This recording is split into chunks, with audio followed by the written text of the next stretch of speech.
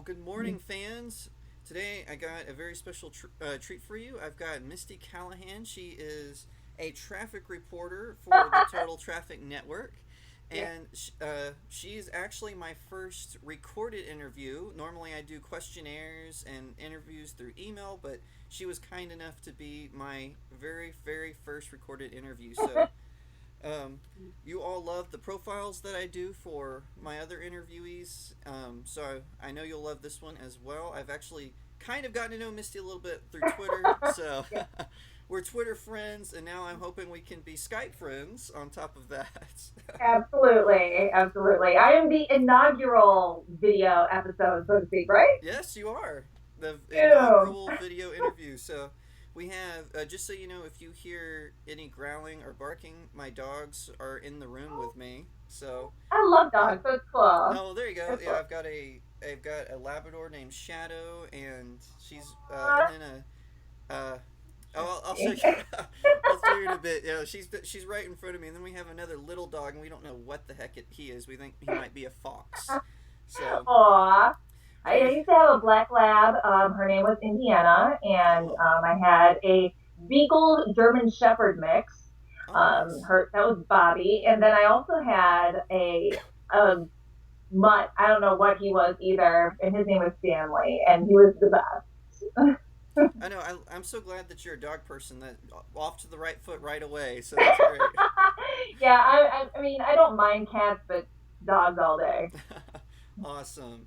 So, where are you originally from? Chicago or Oh, from no, no, another? no. I was born in Huntington, West Virginia, spent some time in Kentucky, and then after my parents divorced, my mom took us and kids out back to Chicago, which is where she grew up. So Oh, okay. I spent the majority of my life in the shy, so to speak, but not originally from here. Okay. So my what made you get interested in media? Because I know you went to ICB, and for those in my audience who don't know what ICB is, could you explain that to them? Oh, yeah, definitely. Well, it's the Illinois Center for Broadcasting. It's actually kind of like a weird story how I got into broadcasting. I actually, when I was younger, I wanted to be an artist for kids' books. I wanted to illustrate kids' books, draw fairies and dragons and castles and all that sort of thing. But there's a reason why they say artists are starving. So I was like, okay, well, I need to get like a real job, and I've had like different jobs, like whether it be a receptionist or a customer service rep. I was even in real estate for a time. Um, but I was relatively decent at the real estate thing. But I had due to well, it wasn't unforeseen. It was a dude, basically. It's always about a man. I stopped doing that, and so I wanted a career for myself, and so I Makes started sense. thinking, well, what can I do that I would actually be happy doing? And I have a brother who coaches college football, and I was watching a lot of Comcast Sportsnet because I'm a huge hockey fan. Go Blackhawks. And I was thinking, okay, well, that's something I could do. I can get into sports broadcasting, and so that's why I went to the Illinois Center for Broadcasting, which is ICB, which is essentially kind of like a vocational school just for broadcasting. And I decided to go there because it was heavy on internships. And I actually interned over at ESPN 1000 downtown in Chicago. So Nice. What'd you do for ESPN? I was basically production. So I worked with the shows and stuff. I had like the back end of originally it was called the Afternoon Saloon, but now it's like Carmen and Yurko. Oh, So I okay. worked with those guys, and then I went into like the night, Chicago's Baseball Tonight and Talking Baseball on the weekends. So I worked with a bunch of people. It was good. It was a good time. I loved working there. So are you a White Sox fan? Yes, Okay, good. yes. Not a Cubby fan, which they just won the World Series, so it's okay. It's cool. I'm not too bitter, but whatever. We'll come back. Stop, come back. Well, I know for me, I being from Texas to California, I have not given up on the Astros. So I made it to the World Series one time and they lost, but I'm still holding out hope. So You know what? If the Cubs can do it, anybody can. So keep the dream exactly. alive. Keep it going. Now I understand though you actually switched from baseball to hockey, right? And Yes. what'd you do as far as hockey goes? What were you into with that? Basically, I just love the sport. It's very fast paced. I tend to have like a short attention span, kind of a little ADD a little bit, I guess. And it was really the one sport that I could get into because it's so fast, it's so exciting. Right. Um, and I actually learned a lot about it. Used to be that chick that could like talk about contracts and things like that. Um, and when I started actually being a reporter for a semi-pro team in the Chicagoland area. It was like the oldest full check semi-pro league in the country, the Great Lakes Hockey League, the GLHL. And so I had a couple of years of doing that, interviewing players and talking to coaches and getting involved in like their charity events and stuff like that. Oh, It was an okay. awesome experience, awesome experience. But at the same time, hockey became a job, and so I got to a point where I was just like, oh, if I hear about icing one more time, I'm gonna strangle somebody. Oh Yeah, yeah. but So what made the switch from sports to traffic, or do you still dabble in sports a little bit? I still dabble in sports a little bit. But basically, how it came because the being the sports reporter that I was, it wasn't really paying a lot of money. I'll say that. It was a great experience. I used to work for like an internet sports station, ChicagolandSportsRadio.com, which was an affiliate of the Illinois Center for Broadcasting. And now I think it just kind of merged the school completely at this point. Um, but regardless of that, I had a friend of mine say, you know what, Misty, there's an opening over at Total Traffic.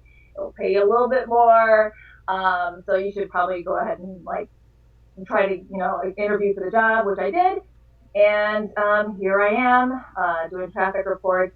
And it's actually kind of funny that you bring it up because like this week has been a really weird week for me. I enjoy my job because there's like a couple of benefits, two really good benefits to my job. While I would appreciate like maybe being like a sidekick on a talk radio show or something like that. One, I have a very steady job in the fact that compared to other positions in radio, it's actually kind of secure. Oh, nice. One radio and one radio station that I have here in Chicago, I'm on like my third host, but Oh, I'm still here.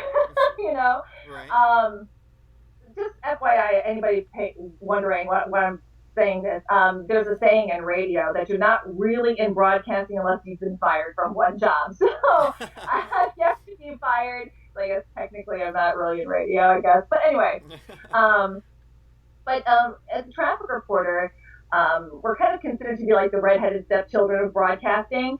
I cannot tell you how many times I've been told, why are you even on the radio right now? No Oh one my cares. gosh. Oh my god, I had like twice this week, twice. It was the craziest thing, and like this guy was like, he wanted to use my voice for voicing commercial tracks or whatever, Oh, okay. which I'm like, sure, that's fine. I was like, as long as I can put it on a demo. And he's like, do you want a career radio? I'm like, I only do this Monday through Friday, like, and he was just like, oh well, I mean like a real position, you know what I mean? That's like so insulting. Um, but the thing is, like I said, I do have the job security, which is a little bit better than most positions in radio. And then on top of it, I can leave my job at my job. When you're a host of a show, you're constantly thinking of material to use for your radio program, and Right. I really I get to relax a little bit. Well, So it's been a weird week. well, it's funny because I used to watch Frasier with my Hmm? parents. It was like our family show, and I remember they had Chopper Dave, and he had your job. I don't know if you're familiar with the uh, show, but I remember yeah. I remember in the first season he was like a main character, and then like he slowly became just they'll see the helicopter. Oh, there's Chopper Dave, and so it's kind of funny you said that. It's just like all the other characters stayed, but Chopper Dave got less and less. Like you were saying. But I'm going to ask you a really weird question, but this is one I'm curious about. So obviously Chicago, a lot of media is filmed around and about Chicago. So like, You have the original Bob Newhart show, Chicago MD. What show do you think best captures Chicago, like as a city? Ooh, I don't really know because those shows they always over dramatize things. You know what I mean? Right. The thing is, the problem with media, we do have problems here in Chicago. I'll just come out and say it. We do.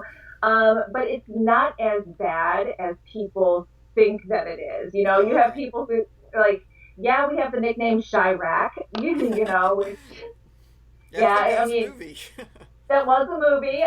And basically, I guess the premise is, like, you're more likely to be shot in Chicago than in Afghanistan or something like Right. that. But it's actually a pretty decent town. Just stay downtown in the Loop, you'll be fine. For the most part.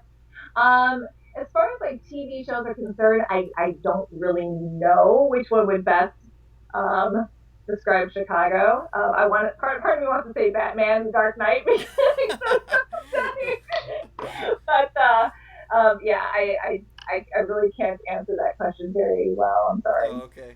Well, then I'd give it a shot because, uh, because like I remember back to Frasier, it takes place in Seattle, but in Frasier, it never rained in Seattle. I think I can count on two hands how many times it actually rained on Frasier. It takes place in the rainy city, so I was curious about the windy city. But It's windy. It is windy. see, I do remember that my parents like to watch nostalgia shows, so we would watch the Bob Newhart show, and I remember that was one thing about it was always windy. Like he would every time he stepped outside, I think would be his hat would fly off or whatever. So Well, that is pretty accurate depiction of Chicago. Um, it's hard to find an umbrella, speaking of rain and stuff, it's hard to find an umbrella that isn't disrespected by the wind. So right. we got industrial strength umbrellas for Chicago. All right, so I got one more question for you. So, what do you think is next? Like you said, you were thinking of illustrating children's books. Are you still interested in getting involved in publishing? Maybe writing a book about your experiences as a reporter. Cause I remember the ICB had you come back to talk to the students, and I saw the videos on their YouTube channel, and you did a great job promoting broadcasts and everything. And so, are you gonna write maybe like a book about your experience to encourage young people who are interested in broadcasting or something like that? I wouldn't mind writing a book per se, but the problem is like, I I don't think my story is that interesting if people want to read about it.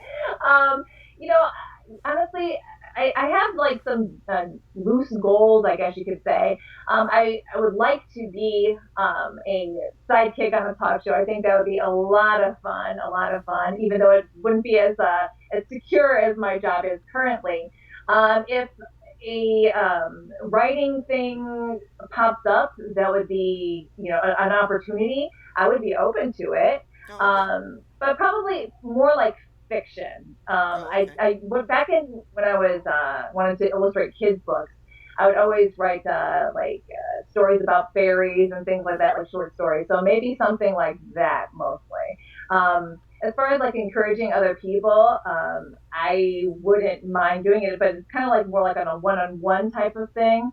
I'm not sure if like the world needs one more self-help book, like you can do it, It's like the world has plenty of those. It's like I was thinking you read that. Thank you, Dr. Phil. It's like Exactly. Yeah, exactly. Like I've seen so many books of like, oh, you can basically your life is great if you just do like these 5 steps or whatever. I'm like, okay, whatever. Basically, I think if people really do want to get into broadcasting, the one thing that I would say is, particularly if you want to be on air. I mean, there's a lot of jobs in broadcasting. You can be in production. You can be like, there's a specific term for it that's escaping me right now. Basically, you hand out swag at at the bars and stuff. Um, but if you want to get into broadcasting, I would say just definitely get the education. At least what I found specifically that helped me was internships. Broadcasting is a difficult industry to break into, but once you're in, you're pretty much in. So internship goes a long, long way. Okay. Well, cool deal. Well, thank you, Misty, and you can check her out on. Maybe I shouldn't have said that. You can find her on the Total Traffic Network and Yes, all over I'm Chicago. all over And Chicago and St. Louis too. oh, and St. Louis. What's your Twitter handle for those of you following Oh, on Twitter? well, it's at Misty A Callahan. Awesome. Pretty much how Well, there you go. Find her on Twitter. Follow her on Total Traffic Network. Thank you, Misty. Have a great day. Thank you. Have a good one.